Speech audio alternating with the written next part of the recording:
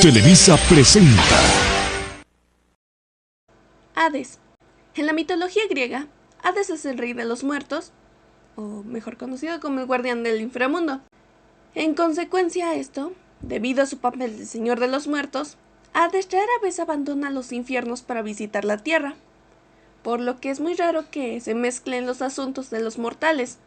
Solo en las contadas ocasiones en las que algunos héroes como Odiseo, Orfeo y Eneas tomaron la decisión de descender al reino de los muertos en sus viajes, encontramos a Hades involucrado en las grandes sagas de la mitología griega. Hades es hijo de Cronos y Rea.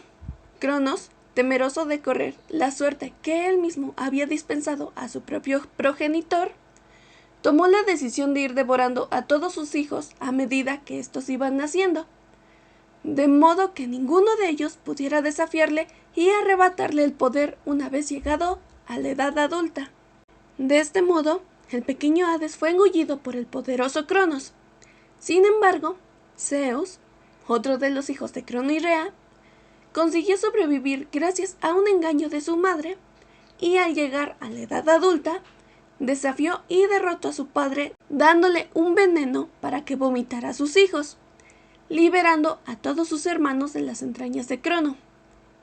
De este modo, Hades quedó libre y se unió a su hermano Zeus en su lucha contra los titanes para hacerse con el control del mundo, la guerra conocida como la Titanomaquia. El dios Hades poseía un arma única, forjada por los cíclopes en las fraguas de las entrañas de la tierra. Era un casco de invisibilidad. Oculto gracias a los poderes de este artefacto, logró infligir grandes daños a sus enemigos. Hades y Perséfone. Perséfone era hija de la diosa Deméter, diosa de la agricultura y la fertilidad. La joven, hermosa y despreocupada, se encontraba paseando y recogiendo flores por los campos de Nisa, en Sicilia. Cuando el dios Hades la observó desde su trono en el reino de los muertos, al instante quedó prendado de la belleza de la joven y decidió convertirla en su esposa. Hades montó en su carro y se espoleó a sus caballos para dirigirse hacia los campos de Sicilia a toda velocidad. La joven Perséfone sintió como la tierra temblaba bajo sus pies. Frente a ella se abrió una enorme grieta por la que surgió Hades, montando en su carro tirado por caballos infernales. Antes de que Perséfone pudiera reaccionar, el dios la cargó en el vehículo y regresó con ella a su palacio subterráneo. Al pasar los días y comprobar que su hija no regresaba a su hogar, la diosa Deméter inició un largo peregrinaje por el mundo en su búsqueda. Pese a que consultó a todos los dioses y hombres con los que se cruzó en su camino, ninguno pudo darle noticia alguna del paradero de la joven Perséfone. Enfurecida por la desaparición de su hija, retiró sus favores a la tierra y la condenó de este modo a un invierno eterno. Los campos dejaron de producir frutos y los humanos comenzaron a morir de hambre. Solo la intervención de Zeus, que descubrió la presencia de Perséfone en el inframundo, solucionó el conflicto.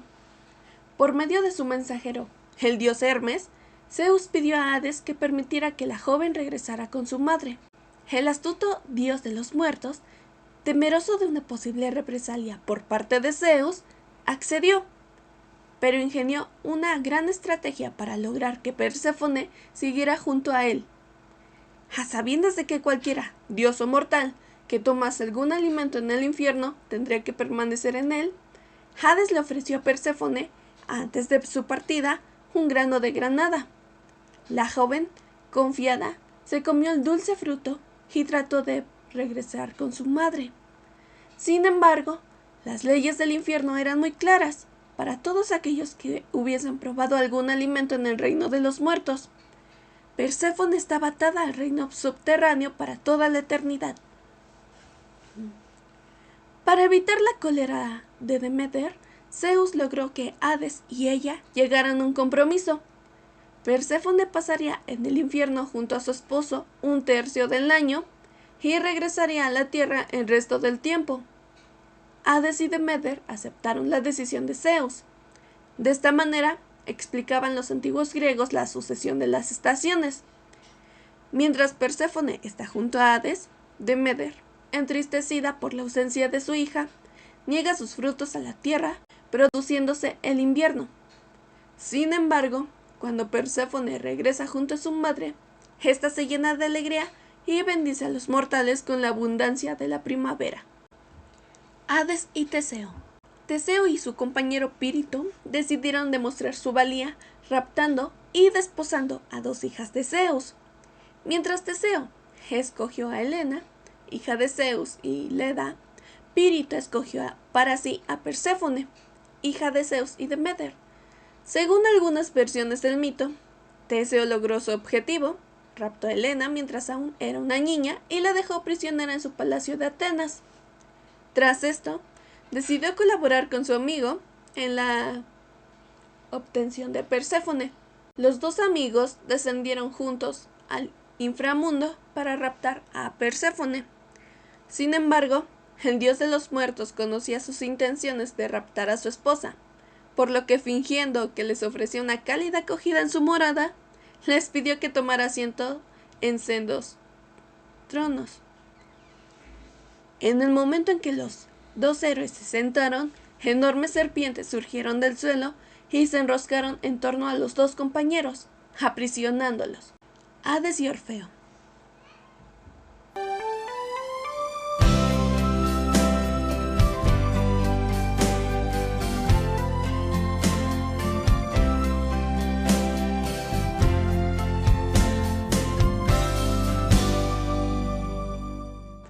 El dios Hades jugó un papel de especial relevancia en el mito del poeta Orfeo. Tras perder a su amada Eurídice por la picadura de una serpiente venenosa, Orfeo, desesperado, decidió descender al inframundo y suplicar al Señor de los Muertos que le devolviera el alma de su esposa. El camino a los infiernos no resultaba sencillo para un simple mortal. El poeta tuvo que convencer al barquero Caronte para que le ayudase a cruzar en su embarcación del río que separaba el mundo de los vivos del de los muertos, y, una vez allí, dormir con el sonido de su lira al gigantesco Cancerbero, el guardián de las puertas del reino de las sombras. Tras superar estos obstáculos en su camino, Orfeo consiguió que el dios Hades le recibiera en su palacio.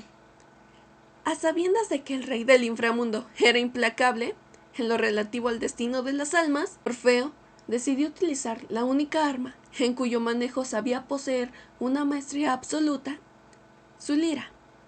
Con su canto y el sonido de este instrumento musical, Orfeo logró ablandar el corazón de Hades. El dios, conmovido por la belleza del canto de Orfeo, le concedió que regresara al mundo de los vivos, llevándose el alma de su amada. Sin embargo, le puso una condición al poeta.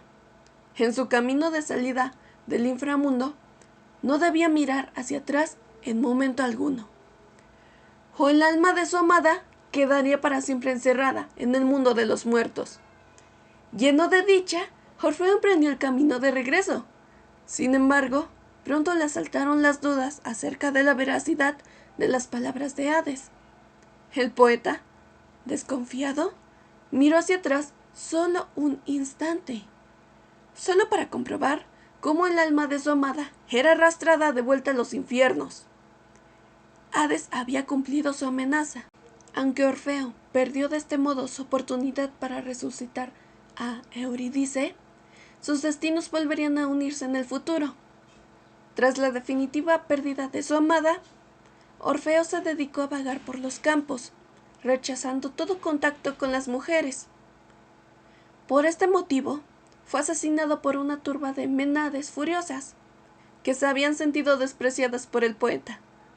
De este modo, Orfeo volvió a descender al mundo de los muertos, donde pudo reencontrarse con su amada, de la que no se separaría jamás.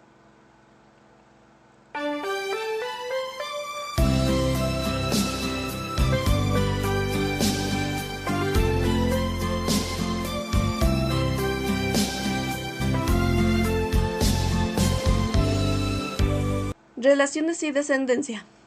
A diferencia de otros dioses del panteón griego, Hades no era una divinidad promiscua y tendente a dejarse llevar por la pasión sexual. Las fuentes antiguas únicamente citan 2 escarceos amorosos de este dios.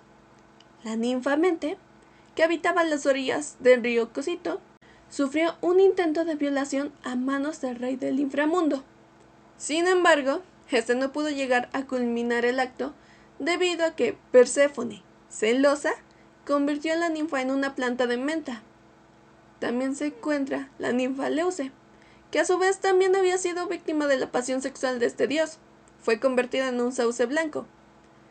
Hades nunca tuvo descendencia, posiblemente al considerar los griegos que la muerte era incapaz de engendrar vida alguna. Ámbito y culto. En comparación a otras divinidades, el culto a Hades nunca estuvo muy extendido en el mundo antiguo. Sabemos que para ganarse su favor era necesario realizar el sacrificio de animales de color negro, especialmente si este no era su color habitual, tal como en cabras y ovejas. Lugar de especial culto a este dios eran las grutas consideradas como entradas al inframundo, lugares que eran sagrados tanto por su carácter liminal entre el mundo de los vivos y en el mundo de los muertos. Now the world